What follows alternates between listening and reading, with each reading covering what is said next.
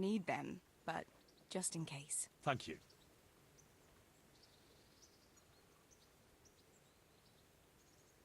Wouldn't you like to take a stroll somewhere? I'd love to.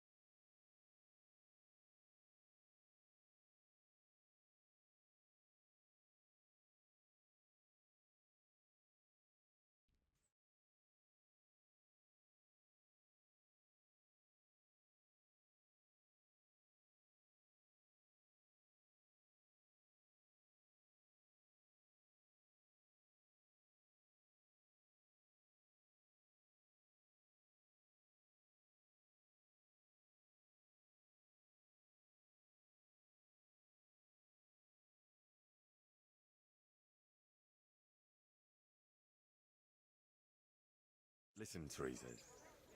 There's something I ought to tell you. What is it? What's troubling you? I'm not quite sure how to tell you, so I'll just spit it out. Sir Radzig Kobyla is... my father. And King Wenceslas is my cousin. You really had me going. No, I'm serious. What? But, Henry, how on earth could... I know, it was a shock for me too. It turns out Sir Radzig and my mother had some... romance. Of course, he couldn't marry a commoner. And your father? I mean the blacksmith. God, that sounds so odd. I mean Martin.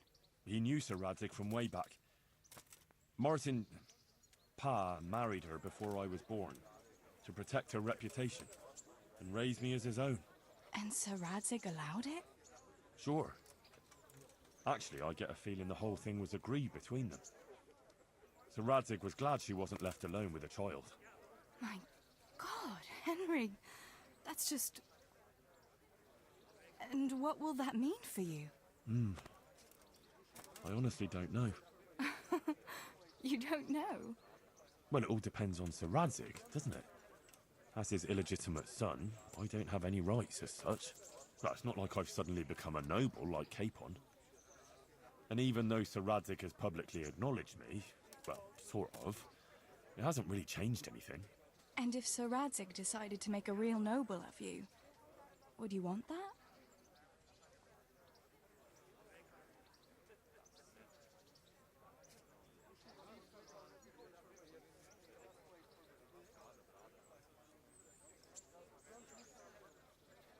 Me become a noble?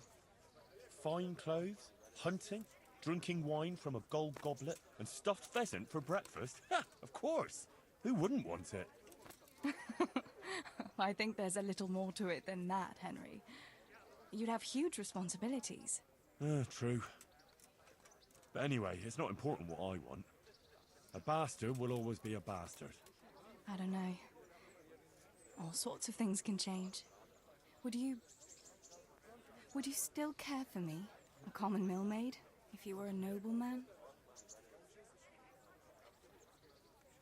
Of course. I'll always be fond of you. Nothing will change that. I'll remember that. I hope you won't regret those words. No fear of that.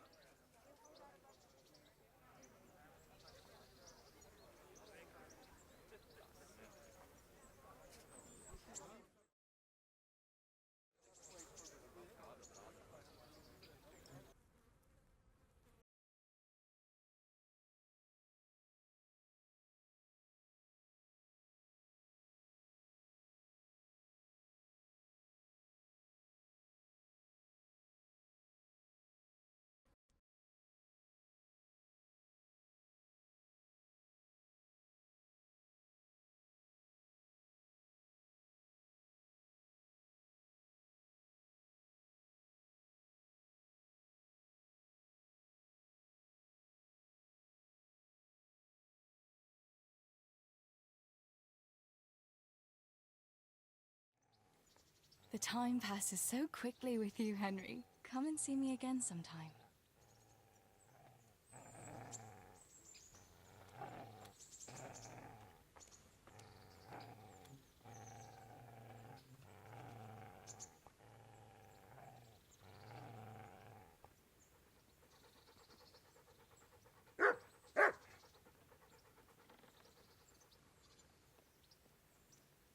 Hey, lad. Don't you want a little wager on the Rat-Aid tourney? Good day, Henry.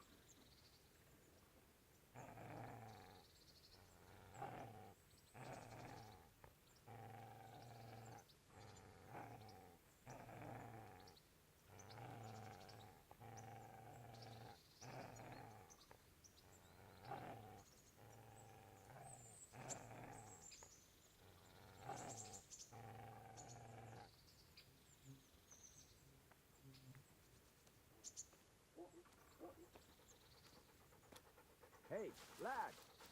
Don't you want a little wager on the Rat-Aid tourney?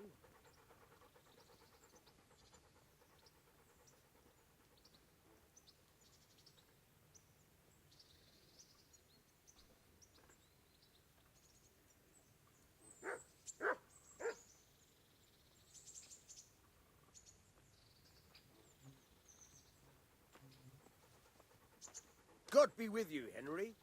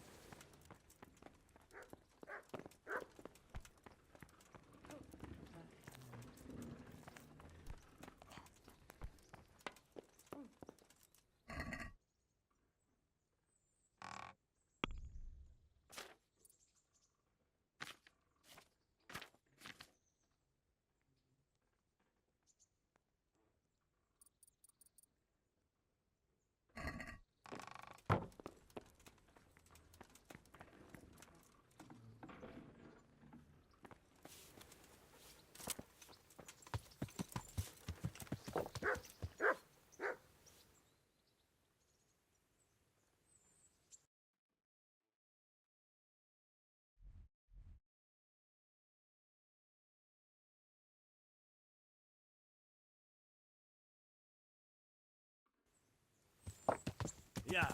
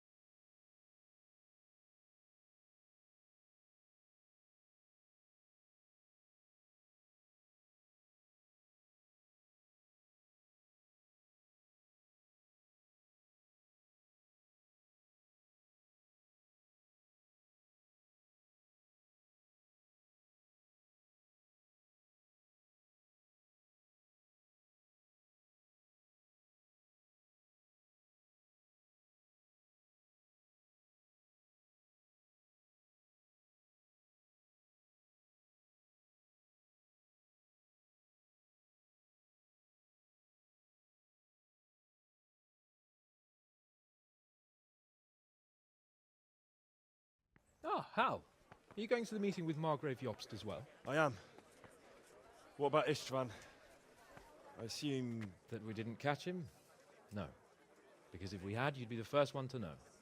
Have no fear. We'll get him eventually. I hope you're right. Anyway, let's go and see what Jobst wants from us.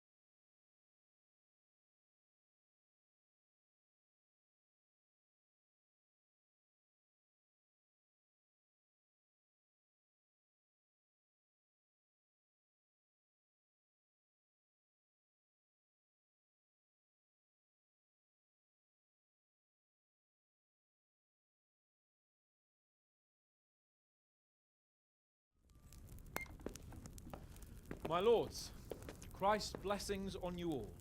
And on you, Lord Capon. And this is my son, Henry. I didn't know you had a son, Sir Redzig. It came as a bit of a surprise to young Henry, too. This gentleman here is John II of Liechtenstein, a member of my council. I'm honored, gentlemen. Come join us. Margrave Jobst was just about to tell us the reason for his visit. Your Grace? I'm sure we're all agreed, Your Graces, that all this unrest must come to an end. This kingdom needs a king. The question is, which king?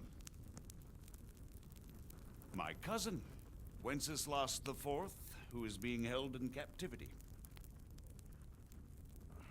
I have to confess, my lord, that your answer surprises me a little. If I'm correctly informed, until recently you sided with your other cousin, Sigismund. That I cannot deny, and I have always stated my position plainly. But times have changed. How have they changed, Your Grace? Sir, there is one thing on which we undoubtedly concur. That King Wenceslas, unfortunately, did not inherit his father's gift for governing. Sadly, his failures have cost Bohemia, the nobles, and our whole Luxembourg family a great deal of money and effort. How did the king let it go so far, damn it? It's in his temperament. He cares only for wine, women, and the hunt. A king, in fact, who never wanted to be king. Then why didn't he just let his brother have the crown? Young sir, the crown weighs heavy when there are duties to be performed, but to surrender it means giving up great privileges too. But he did surrender power to his brother. When things started getting out of hand, Wenceslas appealed to Sigismund for help in restoring order. What, you're saying Wenceslas invited him here? This is starting to make my head spin. Actually, it makes sense when you think about it. Sigismund wanted to re-establish the power of the whole House of Luxembourg. He thought if he helped Wenceslas win the imperial crown, in return his brother would help him become the king of the Romans, and leave the actual reign of Bohemia and the empire to him. Sigismund would govern, while Wenceslas could carry on doing what he was best at, enjoying the life of the imperial court. Why wasn't Wenceslas crowned Holy Roman Emperor long ago? He was already elected king of the Romans. All he had to do was go and let the Pope put the damn imperial crown on his head. Who knows? Maybe he'd prefer hunting and consorting with bathhouse wenches to spending time with the Pope. Well, so would I must admit. Sigismund's plan seemed sound enough, but it didn't quite work out, did it? It worked for a while. He and his brother reached an agreement. Sigismund took over administration of the kingdom and began planning Wenceslas's journey to Rome for the imperial coronation. But then Wenceslas realized he would just be a puppet with a crown. I must say, Margrave Jobst, Wenceslas and Prokop behave rather like naughty children in need of a good clout about the ears. Sigismund would agree. He was already planning his rule of Bohemia, and all of a sudden, the rug was pulled from under him. I'd say he lost his patience and decided he'd drag Wenceslas to the coronation kicking and screaming if he had to. Just like a naughty child, as you say. So he abducted him and your brother Prokop too, if I heard correctly. Correct. And you helped him do it, if I heard correctly. Yes, your graces, it's true. I was there when Sigismund abducted Prokop. I thought everything could somehow be settled, that we could make my brother see sense. But Sigismund just wanted to put an end to the dispute once and for all, whatever the cost. There was nothing I could do to stop him. And that's one of the reasons why I'm here. The worst of it is that it was all for nothing. Instead of putting a stop to the revolt, it escalated it, and the result is this chaos we have today. That's true enough, sir. But I must admit now, I'm not sure what your position is.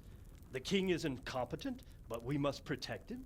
The simple truth, gentlemen, is that for all of Wenceslas's faults, we have no one else. So we'll have to make do with his idleness. People like him, though. But what can we do now? Sigismund has the League of Lords behind him. Otto von Bergholf, Heinrich von Rosenberg. The situation has gotten completely out of control. Now even the nobles of the League of Lords are realizing that Sigismund wasn't the right choice. So now Berghoff is on your side. Are we to assemble an army together with him and face Sigismund on the field of battle? We're not in Hungary now. Such affairs may be settled elegantly, without unnecessary hostilities or expenses. I have negotiated an alliance with the Hungarian bishops, the Polish, and of course the Czech nobility, against Sigismund.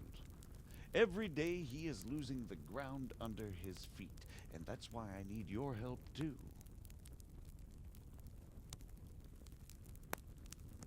What kind of help, though? Sigismund has a massive army, and Rosenberg, Berghoff, and Prague are behind him. Do you have an army you could face him with? But that's not what I mean at all. There's been a revolt against Sigismund in Hungary, partly due to my efforts. And now he'll have to choose whether he wants to gain the Bohemian crown, which is a very risky enterprise, or hold on to the Hungarian one. He can't have both. And there's a tough struggle awaiting him in Hungary. I'm not sure he'll win, and Rosenberg and Berghoff know it too. They're not stupid. If the Bohemian nobility stands together, they will turn. We are men of little consequence, Margrave. Radzig here lost everything because of his alliance with Wenceslas. Sir Divish came within a hair of the same fate. Even Rattay is defenseless against Sigismund and the League of Lords. What's more, Your Grace, King Wenceslas languishes in captivity in Vienna. He can't rule too well from there. And what do you propose? To sit with your arms folded till the Bohemian lands are turned to ashes like scarlets? We have to put a stop to this senseless war! And do you know, sir, what the true position of the League of Lords is? I'm not on the best of terms with them at this moment, so you'll have to ask them yourselves. Yes. Why not? I'll go and visit Bergov at his castle and we'll see what he tells me. You know, that's not such a bad idea, young sir. True. Though a little risky. I doubt Bergov would harm a blue-blooded envoy. And you can find out what he has to say about developments and what the League of Lords is planning. Then we'll decide what to do next. I'll help you compose a letter to him. I'd like Henry to come with me. Why not? He's proven himself an able investigator, and he'll also be a good bodyguard if anything should happen. And I'll send Sir John here to Kuttenberg to be my eyes and ears there.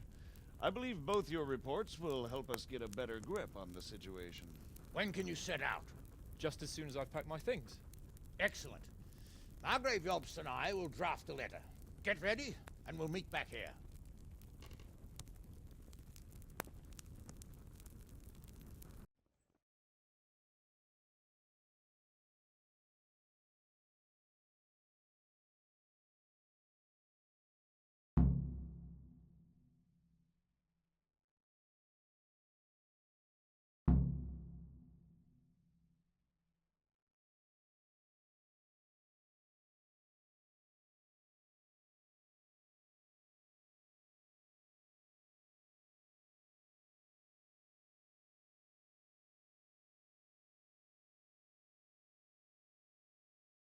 But we have to ask in a way that won't leave Sir Capon being run out of the castle with a whip. Exactly. How about writing that you're concerned about current events and that you want to see things settled peaceably? And then ask the opinion of the League of Lords. Very well said, sir. And what they want to do about freeing King Wenceslas. Whether they think liberating King Wenceslas IV might contribute to resolving the dispute. And what they plan to do about the god-awful mess in this country. What steps they envisage taking to end the pillaging of Bohemia by foreign armies? I couldn't have put it better myself. Well, I'd also venture to suggest one more. What is their stance on that is, the initiatives of Margrave Jobst of Moravia and a large part of the Bohemian nobility? Whether they plan to take action against them or support their efforts? You read my thoughts, sir.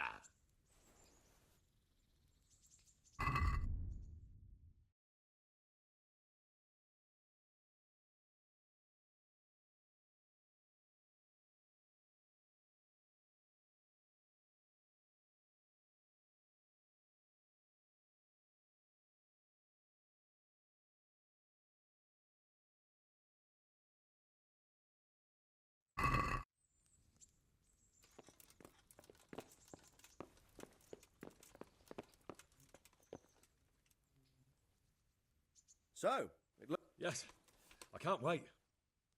I don't want to dampen your spirits, my boy, but watch out. These are evil times, and who knows what can happen along the way. Not to mention that Bergov is no saint. Don't worry. I know. You've shown you can fend for yourself, but do take care. You'll be travelling as Lord Capon's bodyguard. You'll be there to make sure nothing untoward happens to him. Keep your eyes peeled and your ears wide open. What Bergov tells you is one thing, but what you see may be quite another. Rest assured, Father. And don't get embroiled in anything else. Just hand over the letter, hear out his reply, and return. Yes. Very well. Bergov is at Trotsky Castle. I think you'll find it quite an eye-opener. It's one of the finest castles in the land. It's 3 days' ride from here, so unless you hit a snag along the way, you'll be back soon enough. Any questions? I'm getting a bit lost in the Luxembourg lineage. The Luxembourgs have ruled the Empire and Bohemia for almost 100 years now. Emperor Charles brought this land to Wenceslas and Sigismund are his... But instead, they've been in a bitter armed... Wenceslas... But he... You're...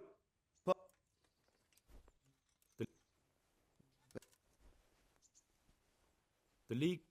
The lords of the powerful houses, Heinrich of Rosenberg, Otto of Berghof, Heinrich of Radetz, and others. They abducted the king years ago, but now it seems that I don't know all that much. He's the king's younger brother and king of Hungary in his own right. 7 years ago, he led a crusade. Some say it was due to the recklessness of the French knights. Sigismund is ambitious and capable. Not long ago, and now...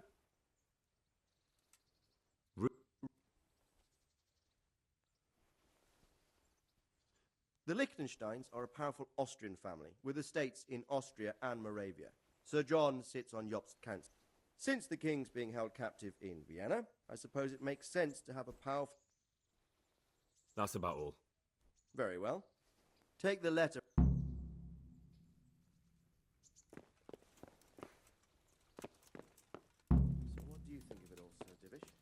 I think I don't know what. That makes two of us.